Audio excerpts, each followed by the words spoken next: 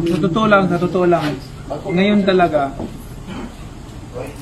kung ano yung corruption sa past administration, yung kay Pinoy, mas dubli ngayon.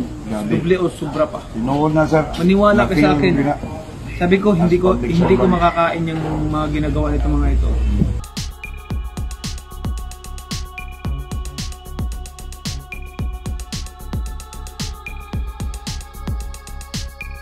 So I am challenging him, ituro mong opisina na korap at ako na ang bahala, within 1 week may gawin ako.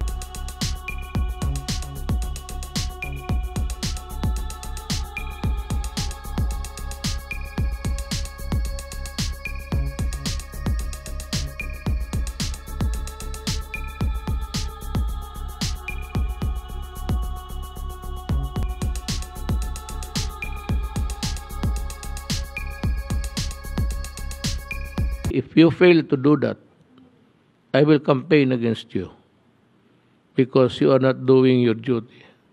Do it, because if not, I will just tell the people, do not vote for Pacquiao because he is a liar.